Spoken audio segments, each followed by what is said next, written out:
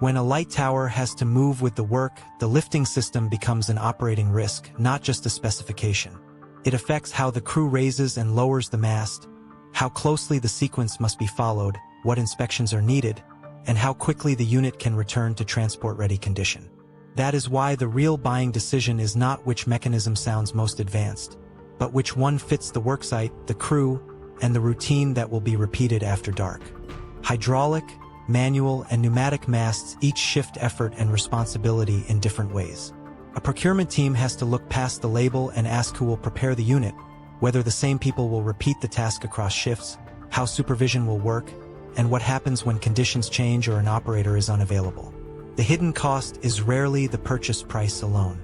It shows up later in waiting time, repeated instruction, delayed inspection, and corrective work caused by a poor fit. The worksite is the starting point.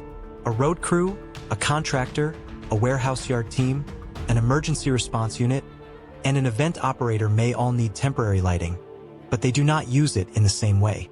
Some move frequently, some stay in one zone, some have trained equipment personnel on site. Others need a straightforward routine that can be verified by a supervisor. Selection should begin with those constraints, then test whether the offered mechanism can support them with documented controls. Hydraulic systems should be reviewed as a controlled raise and lower process. Buyers need to know how the cycle is started, what checks are visible, what service points must stay accessible, how abnormal behavior is reported, and how the tower is secured for transport. Their value depends on repeatable use, clear observation, and a safe return to a stowed condition. Manual systems require the same discipline.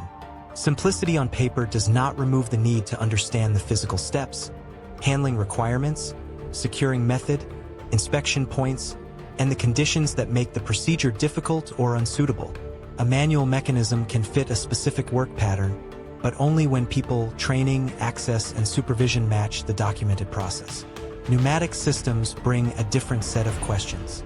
Procurement should identify the pressure source, the connection process, hose and seal inspection needs, operating instructions, fault indicators, and recovery steps. The mechanism itself does not settle suitability. It simply changes what must be proven before the unit is put to work. The useful comparison is configuration-specific evidence, not category prestige. Model, manual, maintenance schedule, required operator actions, support route, and available parts or service all matter. That is especially important when one product series contains multiple configurations. A label taken from a category page cannot replace the document set for the exact unit that will enter the worksite. A practical decision matrix makes the trade-offs visible. Deployment cadence, crew capability, mobility, maintenance, safety evidence, and lifecycle cost all deserve review, but not in the same way for every site. A team that relocates equipment many times in a shift may focus on repeated setup and recovery.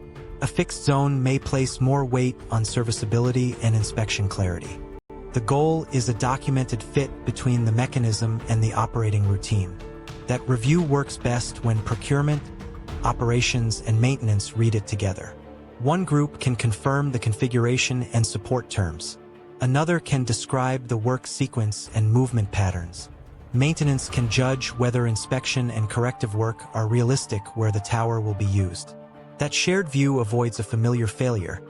A system is selected by one group, then inherited by another without the documentation or training to manage it well. Frequent relocation, fixed or semi-fixed zones, municipal maintenance, and emergency response all push the same question to the front. Can the offered routine be repeated predictably under the actual site conditions? If the answer changes after the manual is reviewed or the transport route is mapped, that is not indecision. It is evidence-led selection doing its job before the equipment arrives. For Aotamu's hydraulic lifting light tower, the same standard applies. The buyer should require the exact configuration, the documents that govern its use, and proof that the routine fits the intended site. In this category, suitability is not declared by the mast label. It is demonstrated by how the system performs in the work that has to happen every night.